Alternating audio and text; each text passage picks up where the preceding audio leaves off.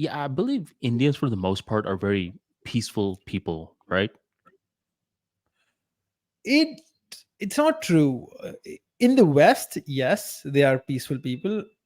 For the most part, I don't know. It depends on what the issue is, because there are peaceful people here, but you know there are certain issues which are, you say even a small thing, and then the peace has suddenly vanished.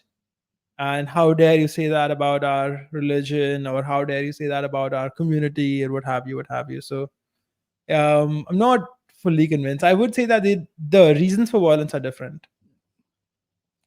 But are there ever shootings or mass shootings, or is it So mainly? there are shootings every once in a while, but there aren't mass shootings because there aren't enough guns in India, right? The average, you can't just go and buy a gun in India like you can in the West, right? You can't go and buy a gun at Walmart. Mm-hmm. So people don't have guns, but obviously we have the other thing, people stabbing each other and killing each other with their hands and crashing into them or hiring a killer. So all that stuff does happen. India is a big populace. The crime rate is not very high given the population, but things can escalate really fast. That's what I'll say. If you are not careful with what you speak. For example, you comment on someone, say, this guy is like from that caste and this caste is bad. So you're gonna piss off like a whole bunch of people who might show up at your house and beat you up. Mm. And what's up with this North Indian versus South Indian thing I've been hearing about? That's mostly like a gimmick, and lately it's being exploited by politicians to divide and conquer. So South Indians act like, we are, our food is better, and we are the ones paying more taxes, so we should get more stuff. And North Indians say the opposite, saying, we're more people, we generate more taxes, and you guys aren't as important because we are more people. And it's like a thing that is being used as a divide and conquer tactic by politicians, because politicians like doing that type of stuff. Where if there's like, for example, you are from, say, a South Indian state, and there's a local political party there. The Mm-hmm. local political party wants you to vote for the local political party, not for, say, the party at Delhi, right? So how do they do that? Now they will typically not say, we are the ones doing more development, we're building this, building that, because typically no political party actually does any development. They don't actually do anything. So what do? They're like, okay, we're like the locals here. These guys are North Indians. They're bad. They don't understand your culture. They're gonna stop speaking your language. They're gonna force Hindi on you, etc., etc. To try to get you riled up to vote for them. And the same type of stuff happens in the north as well, where the northern regional parties would be like, these guys are, South Indians. They're like this. They're like that. They hate Hindi. They hate Hindi speakers, etc., etc. So it's like a divide and conquer tactic, at least in my opinion. I'm not like a very politically informed person, but this is my takeaway from the whole political divide between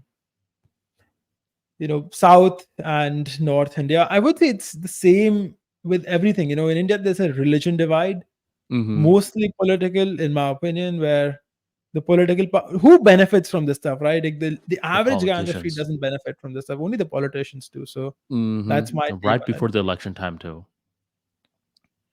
So Yeah, what's it's the like standard? race. It's like black people in the USA, where you say something bad about blacks, and a bunch of people will vote for you. You say something good, then a bunch of people will vote for you. Same thing. It's more prevalent than ever now. Where, believe it or not, in when George Bush was running with John Kerry against him, that was, I would say, the last era where they were somewhat talking about the policies, at least in U.S. debates. After that, when Obama was running and he was running against John McCain, the narrative changed. That's when the media was saying, "Oh my goodness, we could have our first black president," right? That was one thing. And the other thing was, if John McCain got elected, his running mate was Sarah Palin. So the other narrative was, we could have our first women vice president. So those were the narratives that were being spun rather than the policies. And then after Obama left, when Trump came in, that's when he took that narrative of anything but the policies, but how you can rile people up, how you can talk about gender and men, women. And he took that to the next level. And with media, that works because no one's really trying to care about the policies like that. Added to that, the internet was becoming way bigger around the 2016 mark, and mainstream media was losing a lot of its ratings to new media guys. You know, the guys like who is Us. it, Steve Crowder and those guys. So now the media was Soon playing fire with us, fire. if our podcast becomes so popular, but go on. Yes, exactly. Because we're technically new media. So nowadays, mainstream media was saying, yo, ditch the policies. Let's also focus on the drama and the narratives as well. And that's why politics is it's more so about a divide and conquer strategy. It always has been if you study history, but nowadays it feels more intensified because it really happened after the Obama election, in my opinion.